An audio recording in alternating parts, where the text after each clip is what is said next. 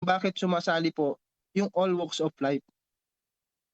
Sabi ko nga kanina, ito po yung kasama sa package 'pag bumili ka ng halagang 3,600.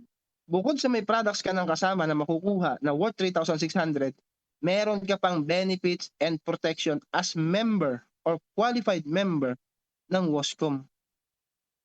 In 17 years in network industry, wala pa po akong nakita na kahit isang company na meron silang fund na ganito para sa mga miyembro nila.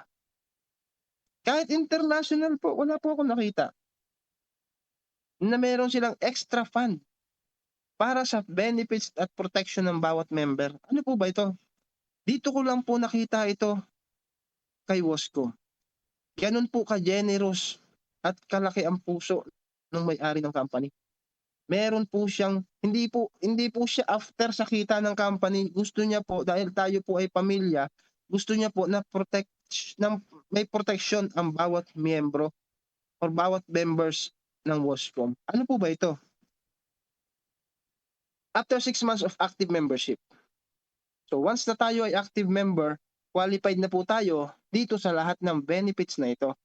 Ang tawag po natin dito is benefits and protection.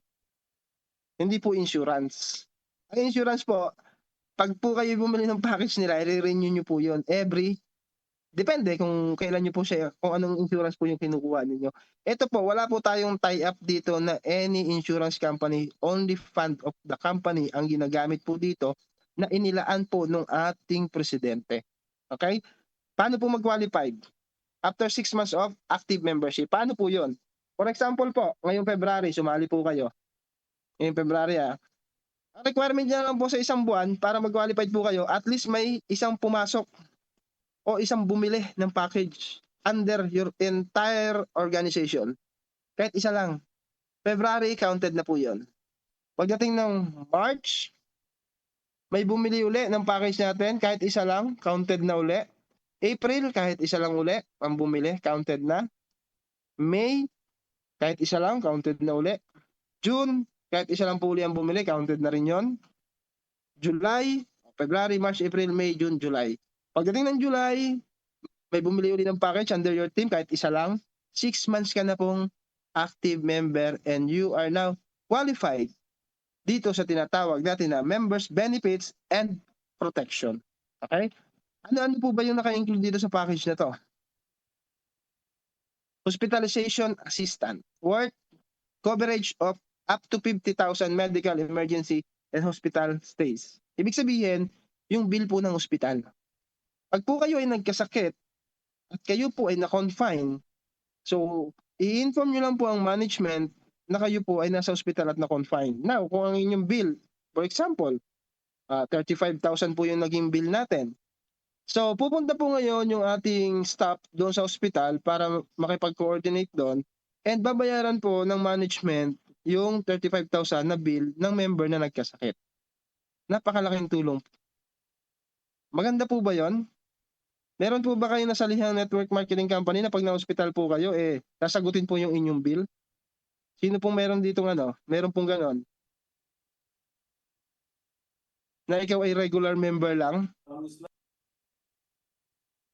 For example, 65,000 ang naging bill natin nung nagkasakit tayo. Nag-stay tayo for 1 week, di ba? 1 week, stay po tayo sa hospital kasi hindi tayo pinapayagan ng doktor na lumabas. So 65,000 yung bill natin. So inform nyo lang po yung management and the management po makikipag-coordinate po doon sa hospital and babayaran niya po yung 50,000 pesos na coverage natin sa hospitalization. And yung 15,000, yun na po yung inyong isi-settle na lang. Yung 50,000 po yung cover ng ating members, benefits, and protection. Okay? Now, ano po yung sunod? Ito, ayaw natin to. Pero, hindi naman tayo mga mortal. Tayo ay babalik pa rin sa alikabok. Nanggaling tayo ay nabuo na galing sa alikabok, babalik pa rin tayo sa alikabok. So, hindi natin alam kung kailan, hindi natin masasabi ang bukas. Pero ang maganda po dito, once na tayo or may member po tayo na nawala, magkakaroon po sila ng or makaka-receive ng 10,000 pesos burial assistant yung naiwan na member. Okay, yung naiwan po ng member na pamilya makaka-receive po ng 10,000 as burial assistant. Hindi nyo na po kailangang pumila ng napakatagal. Ang gagawin nyo lang po, ipapasa nyo lang po sa management yung death certificate, and pag nakita po na kayo ay active, i-release po agad yan sa inyo ng management. Number 3, death assistant. Ayan, may death assistant pa. Magkano po ang coverage niyan?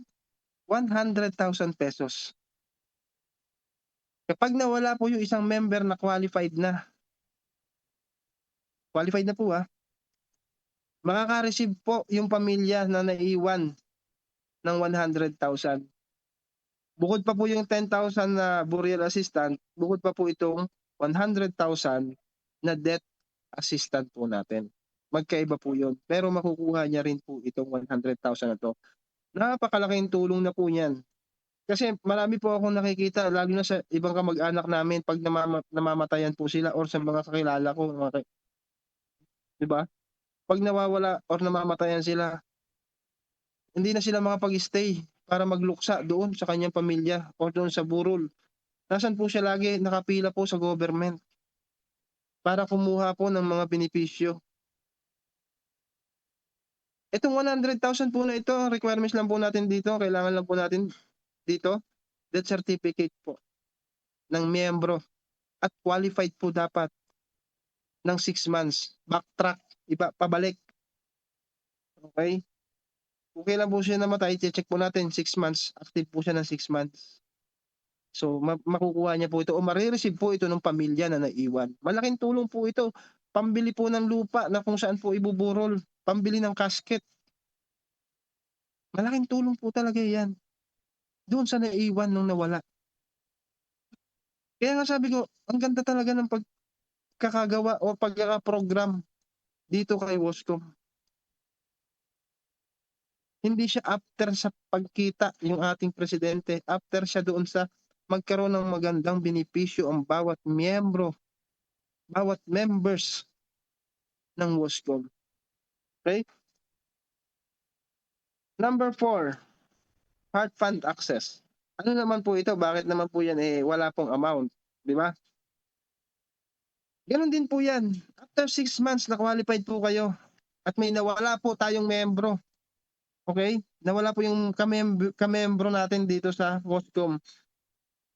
Okay lang po ba sa atin? Kung kumikita naman po tayo dito kay Wascom, ay magkaltas lang po tayo ng 50 pesos dun sa mga member na kumikita para ibigay po natin dun sa pamilya ng naiwan na miyembro din po natin. Okay lang po sa inyo, 50 pesos? Kung kumita po kayo ng 5,000, okay lang po, kaltasan po kayo ng company ng 50 pesos para magkaroon po tayo ng damayan. Ibibigay po natin lahat doon sa namatayan. Doon sa naiwan ng miyembro natin na namatay. Okay lang po yon. Yan, ang dami pong nagsasabi ng yes, okay lang. 50 pesos lang po yan. Okay? So, let's say 10,000 po ang members. 10,000 ang members ng Wascom nung meron tayong membro na nawalan or nawala. Times 50 pesos, 10,000 times 50 pesos, magkano po yun? Kung may calculator po kayo, ano naman po, kung magkano yun? 10,000 times 50 pesos. Sige, antayin ko po yung sagot nyo. Magkano po yung matatanggap? Meron po ba dyan? May calcule? 50,000.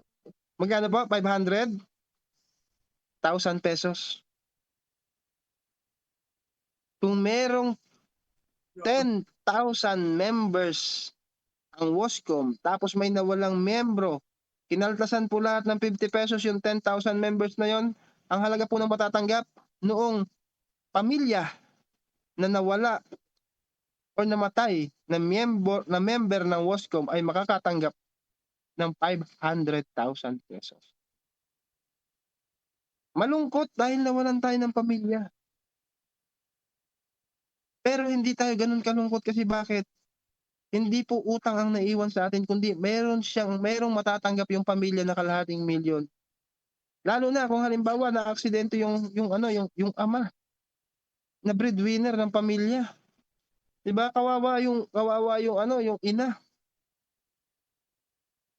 So, kailangan nating i-continue yung buhay natin. So, pwede siyang magtayo ng negosyo dun sa 500,000 na yun, pwede na siyang magsimula para matustusan niya pa rin yung pamumuhay nung mga anak niya.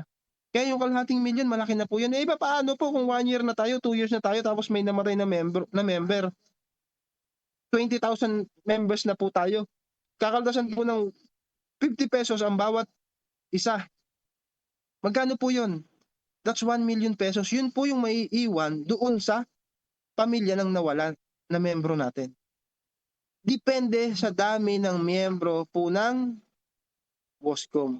Napakaganda po ng program na ito. Kaya nga po sabi ko sa inyo yung iba na gustong sumali dahil doon sa loan, yung iba sa unlimited 1,000, yung iba gustong sumali dahil meron pong members benefits and protection ang bawat member ng WOSCOM. Meron pa po itong panlima, i-update po namin next week lahat ng presentation natin. Kasama na yung mga legalities. Ang panglima po natin, may tinatawag po tayo dito na, alimutan ko lang, pero yun po ay, ang requirements lang po nun, nagbumili lang ng package or nag-member lang. Basta nag-member ka lang po kay WOSCOM, wala pong sinasabi doon na may pumasok or may bumili na package na kahit isa lang, basta nag-member lang po kayo kay WOSCOM.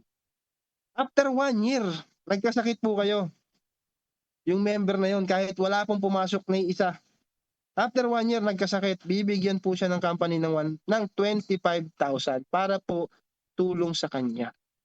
Yun po yung panlima natin dito. Di po ba napakaganda? Ano pong masasabi ninyo dun sa ating benefits and protection sa mga members natin? May nakita po ba kayong ganitong programa sa iba't ibang networking company? Ako, wala pa po akong nakita. Dito pa lang kay WOSCOM. Malinaw po tayo doon. Next, tuloy po natin. This is the last slides na part po ng ating presentation. Ayan, lifetime company profit sharing. Who is qualified?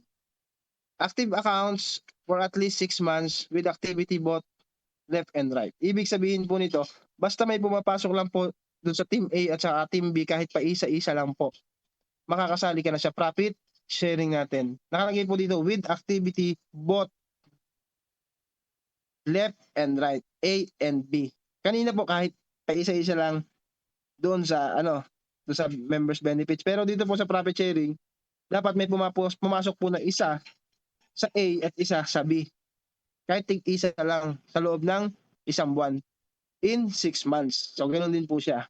Para makasali po tayo doon sa profit sharing. Itong profit sharing guys, ito po ay binibigay doon sa ibang company sa mga top leaders lang. Katulad po nung naranasan ko before, way back. So nagpa-profit sharing po ako doon sa isang company ng around 1.5 million, 1.7 million per month. Sa amin lang po yung binibigay, mga top leaders sa mga direct sa company. So yun po yung naranasan ko. Wala po dun sa iba sa ilalim, sa mga ordinary member, wala pong binibigay na ganun, sa amin lang. Pero dito po, ibibigay po lahat doon sa mga membro na qualified, na merong activity, both A and B, every month basta may pumapasok kahit pa isa-isa lang. So after 6 months, qualified na po tayo doon sa tinatawag natin na profit sharing. Okay? So, yung 10% po na income ng company, yun po yung paghahati-hatian ng lahat ng qualified doon sa profit sharing natin. Paano po yun kinocompute? Sample, yung kinita po ng company is 3 million, yung 10% po niyan is 300,000. So, sample po may 20 qualified. Ang makukuha po ng bawat isa or marireceive ng bawat isa is 15,000 pesos. Ano ba ngayon? February. Pero yung mga nag-start ng January, February, March, April, May, June. Ang start po ng release natin ng ating profit sharing is July. January, February, March, April, May, June, July. July po yung first release natin ng profit sharing natin. So by July, first month, second month natin August, September, tuloy-tuloy po yan, every month ibinibigay hanggat qualified po tayo. Okay? Kung kumita po ng 6 million yung ating company, net income is 600,000, 30,000 po ang matatanggap ng bawat qualified or nung 20 na qualified. Kung kumita po ng 9 million, 900,000 po yung profit sharing na paghahati-hatian nung 20 na qualified. That's 45,000 po yung matatanggap ng mga qualified. Kung kumita po ng 12 million yung company sa susunod na buwan, 1.2 million po paghahati-hatian ng 20 na qualified. For example lang po yung 20 na qualified, that's 60,000. So buwan-buwan parang may sahod ka dito, parang sumasahod ka na. Ganun po yung programa natin na dito sa Wascom. May loan, may unlimited 1,000, merong bonus up to 5 million pesos, may bonus tayo. Meron bang members protection program plus may profit sharing pa. Ibinigay ng lahat ng company, ibinigay na lahat ng ating CEO. Sabi nga ng CEO natin, hindi siya after dun sa kita ng company. Ang gusto niya, ano bang goal ng company? Makapagpayaman o makapagpabago ng buhay ng bawat miyembro ng ating lahat ng member ng WOSCOM. Okay? So, doon po nagtatapos ang aking part dito sa ating presentation. So, ito po ay nire-release every 10th of the month. Okay. Now, tapos na po ako sa aking presentation. At kung may katanungan po kayo, mamaya po, after po ng ating next speaker, pwede po tayong magtanong. So, ito na po.